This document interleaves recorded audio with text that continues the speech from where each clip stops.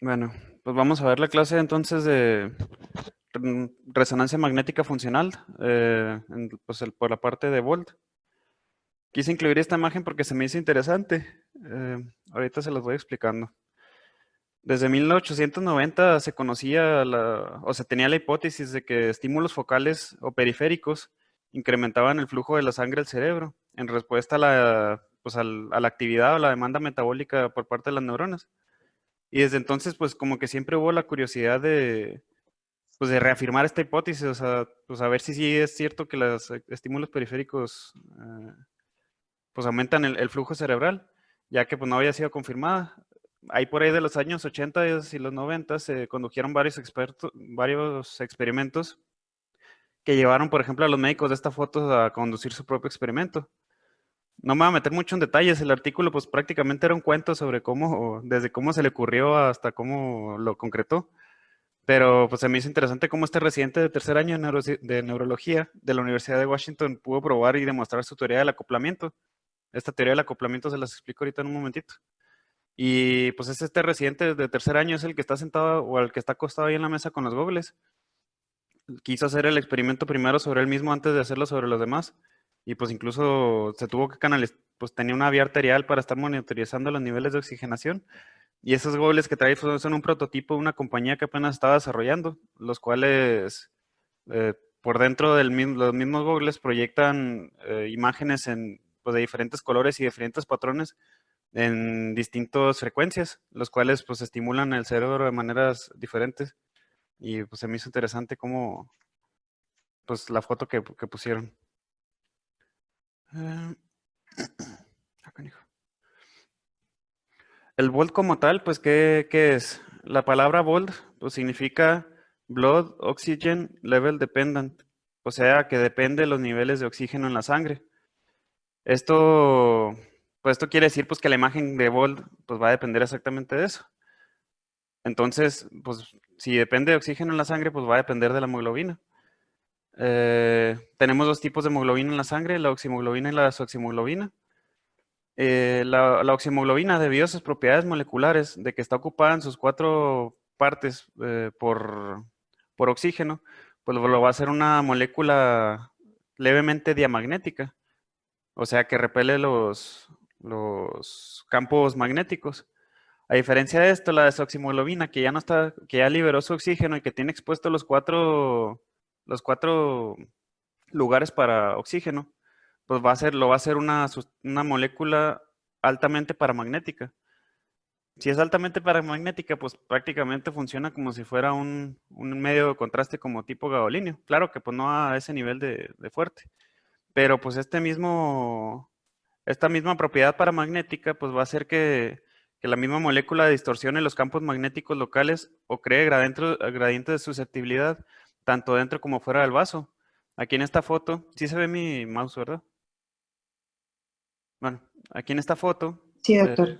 lo que estamos viendo, pues es aquí con la D representada la desoximoglobina, un vaso, y el B0 pues representa el campo magnético longitudinal de la mesa de resonancia. Y pues eso es simplemente un esquema, pero pues representa cómo la misma desoximoglobina pues crea distorsiones de los campos magnéticos tanto dentro del vaso como fuera del vaso. Y pues, si crea distorsión del campo magnético, pues va a cortar las relajaciones en T2. Y pues bueno, si acorta la relajación en T2, pues entonces se va a ver como una pérdida de señal y por tanto la desoximoglobina se va a ver más hipointensa. A diferencia de esto, a diferencia de la oximoglobina, la cual se va a ver más hiperintensa. Este artículo que les mencionaba al principio es este que se llama la controversia del acoplamiento. ¿Y por qué es controversia? Pues es porque incrementa la señal Volt durante la activación. O sea, si estamos hablando de que aumenta la señal Volt durante la activación, estamos hablando de que hay más oximoglobina, o sea, que se ve más intenso. Pero ¿por qué incrementa si se supone, o sea, si nosotros estamos haciendo una acción como mover la mano, o mover los dedos, estar pensando, estar hablando, se supone que entonces si las neuronas están trabajando más, debería incrementar el uso de oxígeno, ¿no? Entonces, ¿por qué si hay menos oxígeno, o sea, si se está usando más oxígeno, por qué la señal Bolde incrementa? O sea, diciéndonos como si hubiera más oximoglobina. Aquí agarré una cita del artículo y decía, se han visto observaciones en las cuales cuando hay una actividad neuronal incrementada, como el estado REM del sueño o alguna epilepsia o algo, se ha visto asociado con un incremento de la oximoglobina, e incluso con un descenso del dióxido de carbono. Y pues esto es algo que dejó medio perplejos a algunos investigadores por algo de tiempo, de por qué incrementa la oximoglobina cuando se supone que se debería estar usando más oxígeno. Y pues la respuesta que se dieron para esto pues es relativamente sencilla. En realidad todavía no saben por qué será, pero pues la respuesta a la que llegaron pues es relativamente sencilla y es el hecho de que pues la actividad neuronal y la vascular están desacopladas. O sea, no, a medida que, a ver, espera, pues están desacopladas. O sea, llega más sangre al cerebro una vez que inicia la actividad, o sea, se dilatan las arteriolas, se llenan las reservas capilares. Pero esto es más sangre de lo que necesitan las neuronas para su metabolismo. O sea, no están así, o sea, no llega exactamente la cantidad de sangre necesaria al cerebro para sus necesidades metabólicas, llega mucho más. Entonces, esto hace que se aumente las concentraciones de oximoglobina dentro del, pues a nivel del, pues sí, a nivel sanguíneo. Y esto es lo que hace que se aumente la señal Volt. Entonces, la A señal ver, Volt, ¿qué onda? bueno, no, no, sigue, sigue. Entonces, la señal Volt corresponde al disparo de las neuronas como tal. Y esta, pues, la respuesta a esto es que sí, pero indirectamente, o sea, no es así como que el hecho de que dispare una neurona nos vaya así a ilustrar así dónde están las neuronas que están disparando exactamente. Más bien nos va a señalar los campos, los potenciales de campos locales. Estos potenciales de campo locales son los potenciales de acción tanto positivos como negativos en múltiples conexiones dendríticas. O sea, no es en un campo como tal, no es que nos vaya a ilustrar así cada neurona que está disparando a cada rato, sino el campo, tanto los potenciales positivos y negativos de un campo de múltiples conexiones dendríticas. Y esta función, o sea, el Bold en sí representa una función de respuesta hemodinámica. O sea, nosotros hacemos un estímulo periférico, como pues, cualquier tipo de acción, como tanto mecánica como de habla, como de pensar. Y esto pues, nos va a representar una respuesta hemodinámica en el cerebro, y es lo que se llama función de respuesta hemodinámica, o HRF. Y el HRF es lo que está representado en estas gráficas. Aquí, por ejemplo, nosotros tenemos una línea de base o 0% en la que no hay un estímulo volt. Y una vez que nosotros hacemos una acción, pues por ejemplo aquí lo tenemos representado en el tiempo, una vez que hacemos una acción toma aproximadamente de 1 a 4 segundos en presentarse la respuesta volt. Esto es importante, eh, porque bueno, pues en esto también se van a basar los parámetros en los que vamos a diseñar el estudio. Pero bueno, hacemos una acción, tenemos primero una curva hacia abajo, una pérdida de señal, lo cual significaría que se está usando oxígeno. Es lo que se cree que significa esta curva, un uso inicial de oxígeno. Y luego ya después llegan todas las reservas de sangre que llenan los capilares y se llena de oximoglobina. Y es lo que nos da este pico y es lo que representa toda la señal Volt. Una vez que disminuye o sea, o que dejamos de realizar la acción, pues incluso disminuye otra vez por debajo de la señal base. Que esto se cree que pues es debido a pues a la redistribución del flujo de oximoglobina. Y luego pues ya se normaliza de nuevo. Una vez que nosotros, pues, bueno, si tenemos una serie de estímulos repetidos, pues igual vamos a tener las mismas características. El primero el uso de oxígeno y luego ya el pico inicial. Y después se establece una meseta. Siempre y cuando estemos realizando una actividad, pues la señal Volt se va a mantener. Y pues esto significa que pues vamos a tener más oximoglobina y pues las reservas capilares van a estar llenas. Una vez que se dejan de realizar los estímulos, pues ya cae la señal Volt. Antes de seguir, pues quería hacer aquí un paréntesis explicando un poquito de lo que es el T2 y el T2 estrella. El T2, Charlie, un poquito, sí, Doc. A ver, preguntarles a todos los demás si entendieron esta parte, porque como que es lo más importante, es el meollo del asunto de toda la secuencia de Volt, todo lo que acabas de explicar, que creo que lo hiciste muy bien, pero ver si lo han entendido los demás. No sé, a ver, comenten.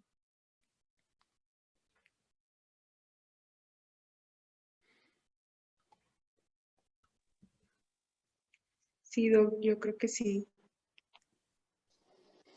¿Qué tal, Doc? ¿Me escucho? Sí. Pues más que nada es comprender el por qué se nos van a dar este tipo de desfases, sobre todo ubicado en el hecho, bueno, en la base de las propiedades diamagnéticas y paramagnéticas, tanto de la desoximoglobina y la oximoglobina.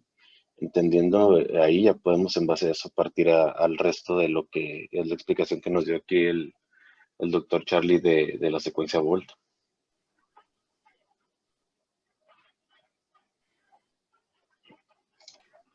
Ok, sí, digo, todo va en base a ello. Bueno, si quedó entendido, entonces, continúa Charlie. Ok. Aquí nomás, bueno, se me había olvidado nomás mencionarles que nomás así para que nos demos cuenta aquí, o sea, tenemos la señal de base que es de 0% y veamos cómo la respuesta Volt, o sea, es de un 2% o poco menos del 3%. Aquí en este caso, pues después del estímulo repetido llegó hasta poquito menos de 5%. O sea, la señal de Volt que vamos a tener en realidad es bien poquita, es bien leve.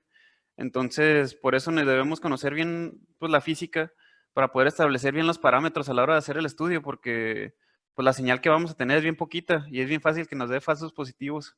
Y es lo que limita mucho el estudio Volt, porque pues esto mismo.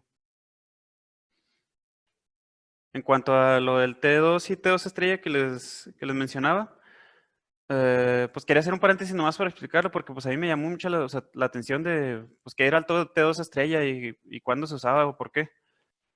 El T2 como tal, pues como lo conocemos, pues es primero un pulso de 90 grados que sea aquí al inicio y luego ya después del pulso de 90 grados empieza a decaer y es cuando se empiezan a dar los ecos y por eso se le llama el spin echo, porque nosotros vamos a estar dando pulsos de 180, los cuales van a homogenizar las inhomogeneidades, valga la redundancia, del campo magnético externo, pero refasa o quita las inhomogeneidades del campo magnético externo nomás, no del interno, ya que pues esas son intrínsecas a los tejidos.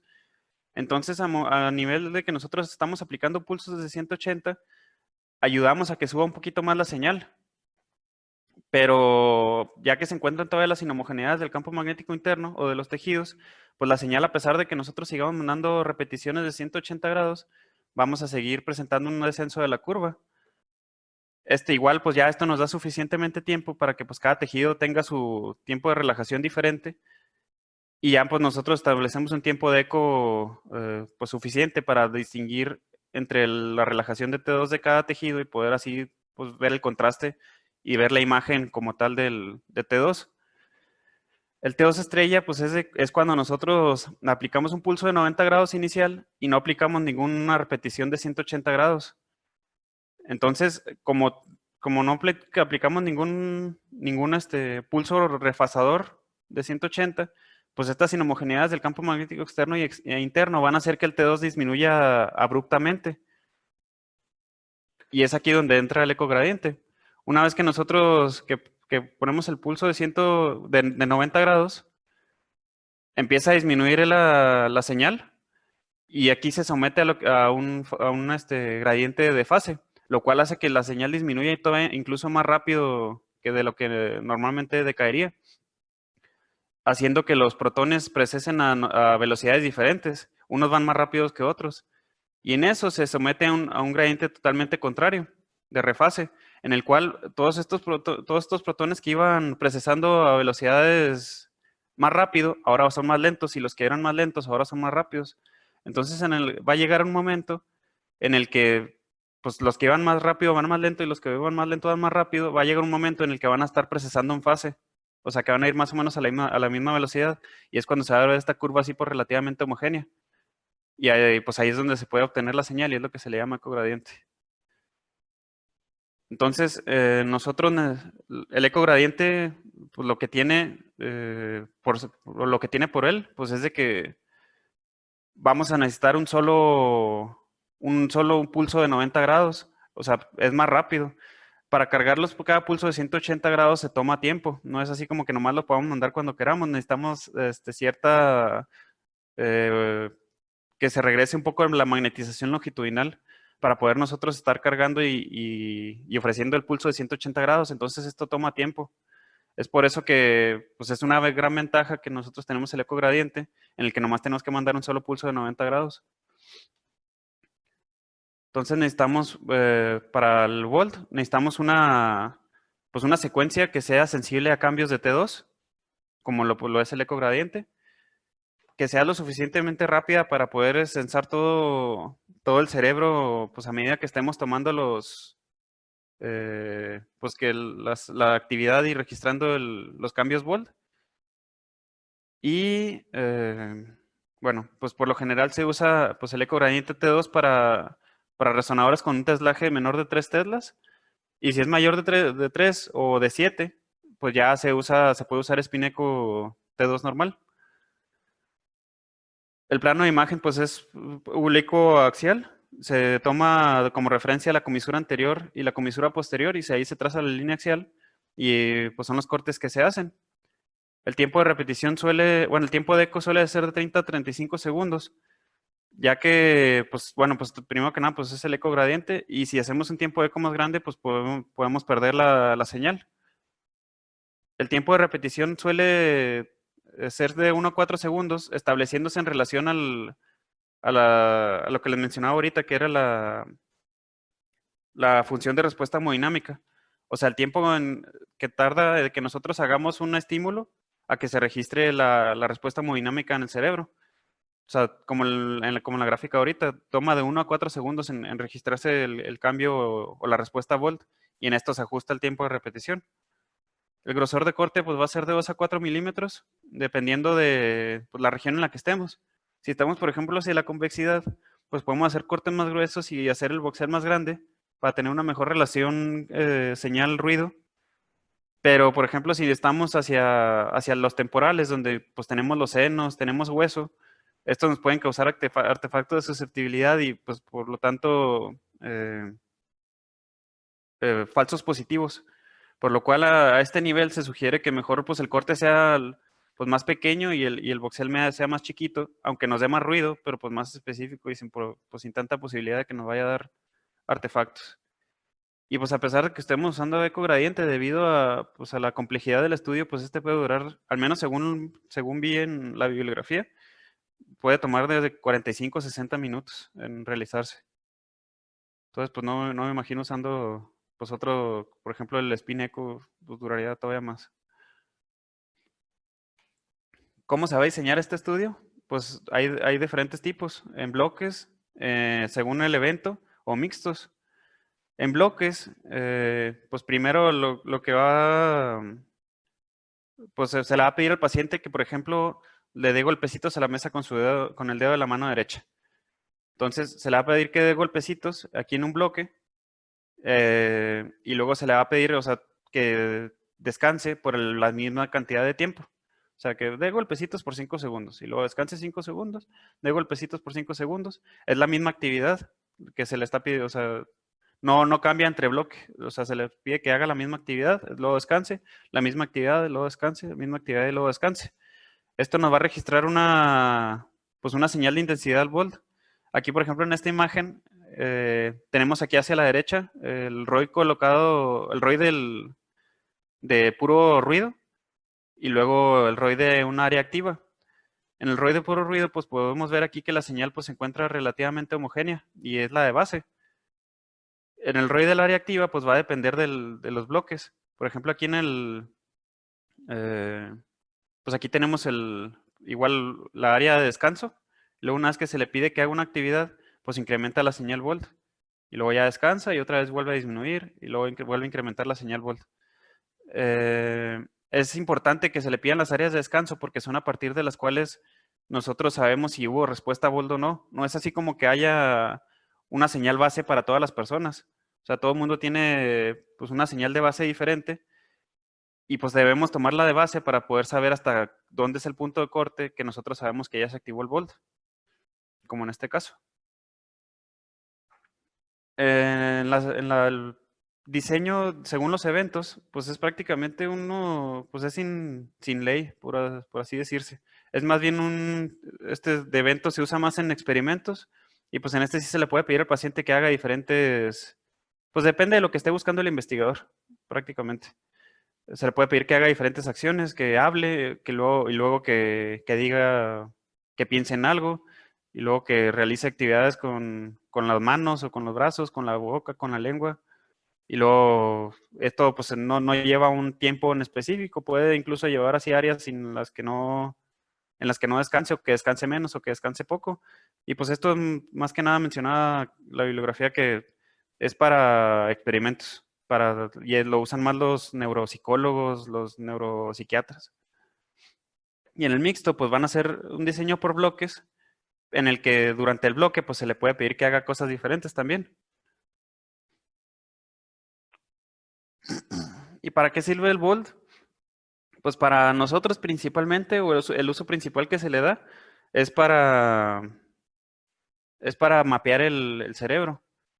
Hace falta que los neurocirujanos lo mapeen, debido a que pues nosotros tenemos aquí pues áreas como el homúnculo. O sea, tenemos giros como la corteza motora o la corteza sensitiva primarias, que se encuentran en los giros precentrales y poscentrales, que pues controlan partes bien importantes de nuestro cuerpo, o sea, como aquí vemos en el homúnculo.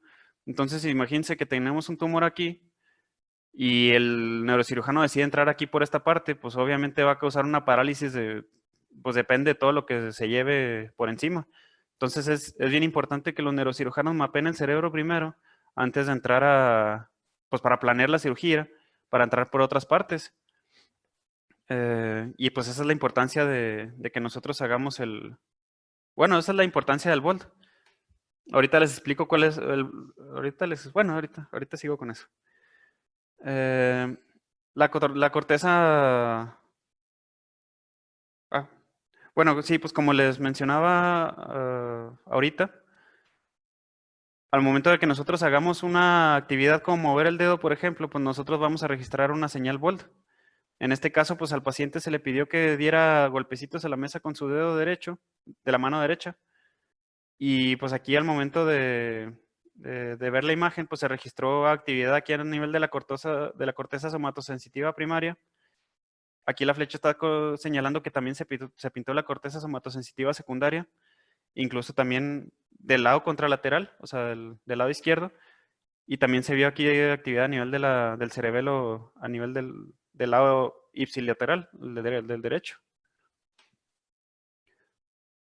Estos estudios para evaluar la corteza somatosensitiva, pues por lo general suelen ser, pues se ajusta también a las posibilidades del paciente. Puede ser que mueva el dedo.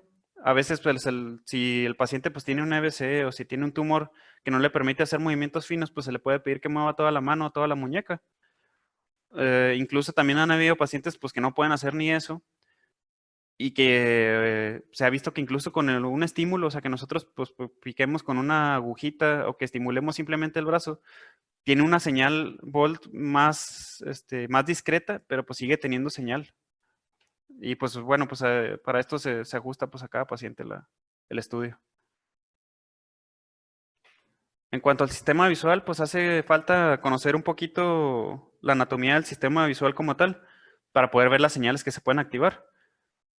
Una vez que hay una actividad en la retina, a través de los nervios ópticos, pues se viene hacia el quiasma óptico. Algunas fibras se decusan ahí y se continúan a nivel del ganglio geniculado lateral a nivel del tálamo.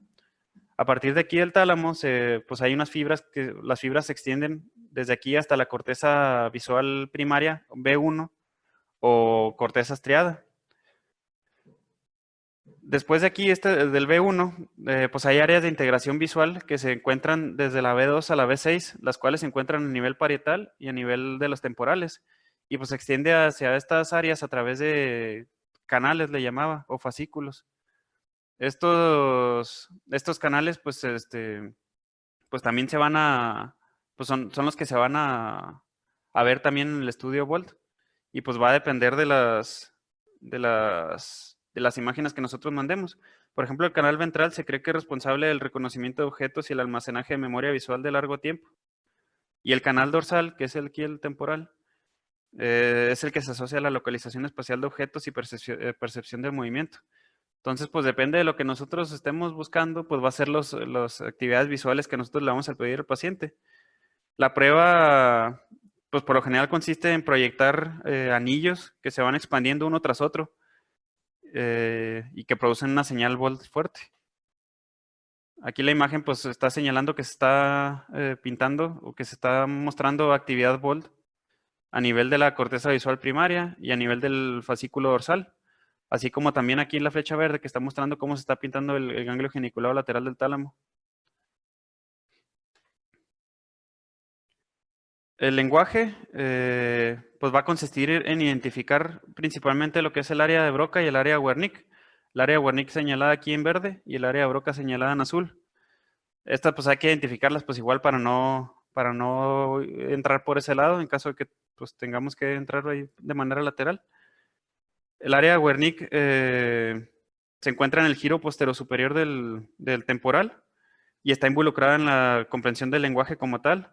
Y el área de Broca en el giro postero inferior del lóbulo frontal está involucrada en la expresión y la articulación del habla. Que estas dos están comunicadas entre sí por un fascículo de la sustancia blanca, que se llaman los fascículos arcuatos. Antes se creía o se consideraba que nomás había este camino para comunicar a las dos, pero mencionaba que en la última década se ha estado adoptando pues un nuevo fascículo, o sea que en verdad sean dos fascículos y en los cuales se involucran pues también tanto al lóbulo parietal como a otras regiones del temporal pues en la articulación y en la comprensión del habla.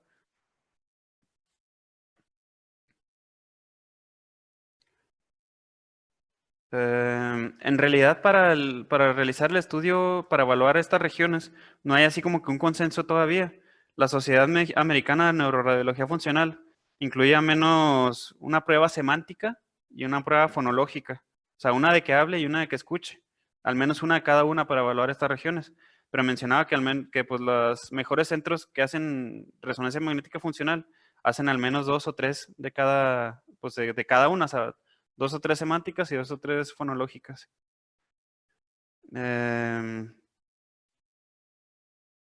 Para realizar el estudio, pues por lo general se le pide al paciente que diga palabras en silencio o que forme palabras en silencio, o sea, que no las diga, que nomás las piense. Y bueno, pues por ejemplo, en la fonológica, se le pide al paciente, no sé, se le ilustra por ejemplo, una palabra, se le proyecta la B. Y ya pues en los siguientes 5 o 10 segundos el paciente tiene que pensar en todas las palabras con B como pueda, bebé, brócoli, etc.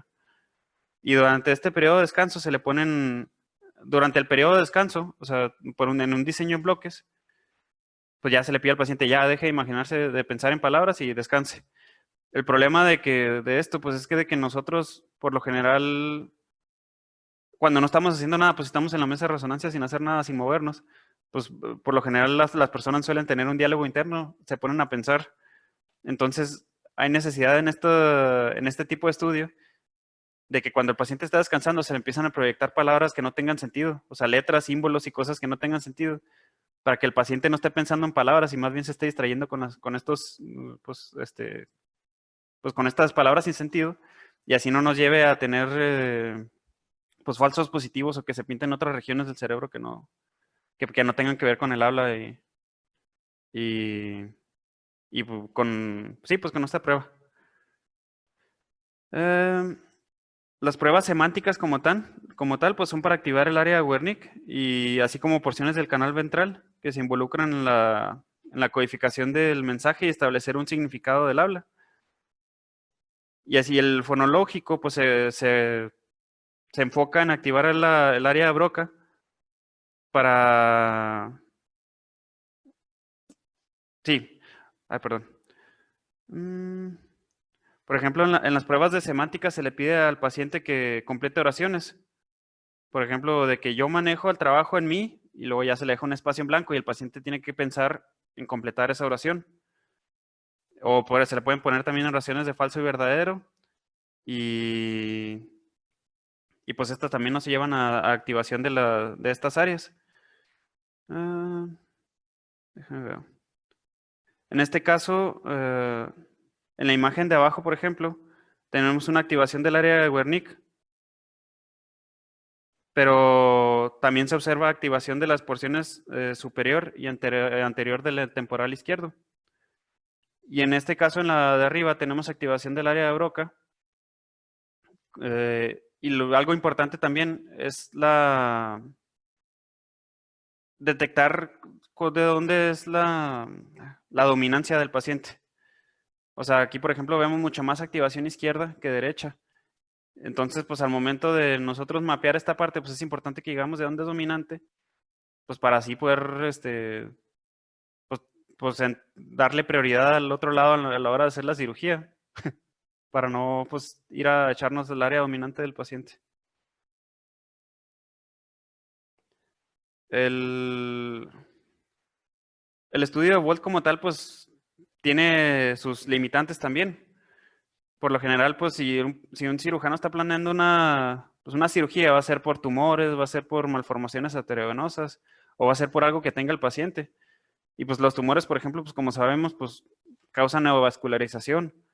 Entonces, pues causan un incremento del flujo a este nivel y pues nos pueden llevar artefactos, o sea, pues van a tener una reserva sanguínea también importante, lo que nos puede llevar a que haya activación de la señal Volt a estos niveles. Pueden tener también flujo periférico, lo cual nos puede llevar también a que haya activación de la señal Volt pues periférico, que pensemos que es porque se está activando, pues aquí tiene el área somatosensitiva primaria, pero pues la verdad es que simplemente pues tiene algún vaso ahí nutricio hacia el mismo tumor.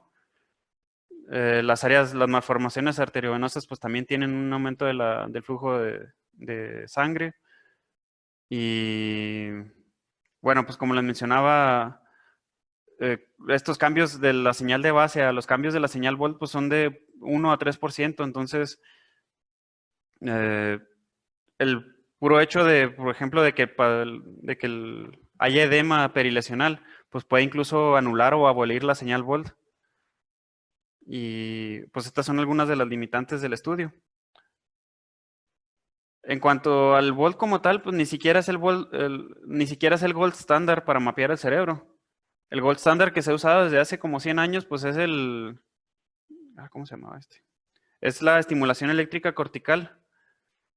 Y lo que hacen los neurocirujanos para mapear el cerebro, pues es que se hace una craniotomía, así como está ilustrado aquí en la imagen de abajo, del área en la que se sospecha que se va a hacer el evento quirúrgico. Y ahí a nivel de la craniotomía se colocan electrodos aquí, como se encuentran aquí numerados en estos circulitos.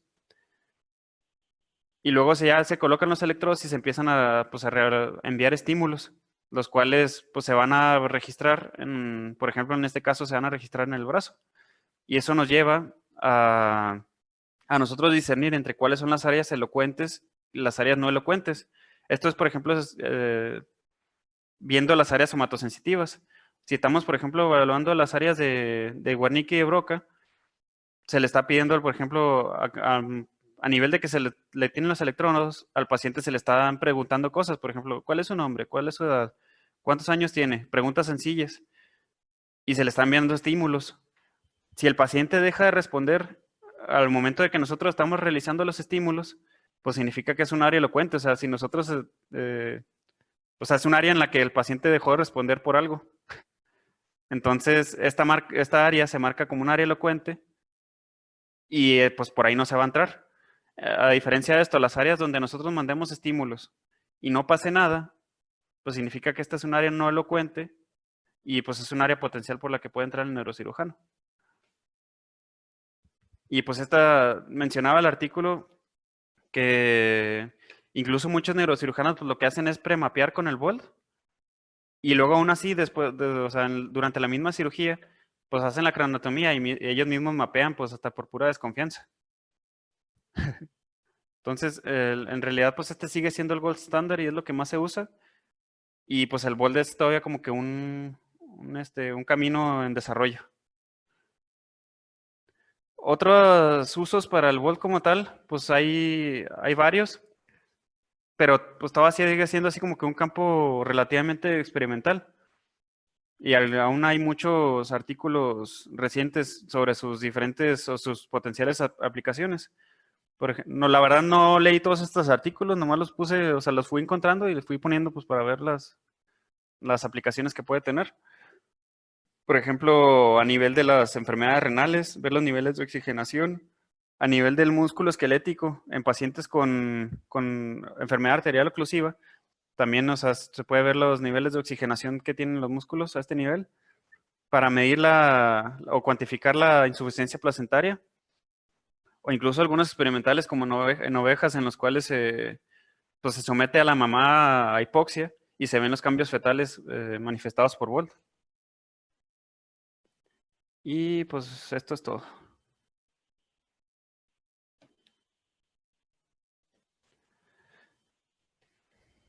Ok, Charlie. Bueno, la verdad sí me gustó, creo que estuvo completa. Más que nada enfocado a lo que, a las bases, ¿no? Que es lo que nos interesa un poquito más.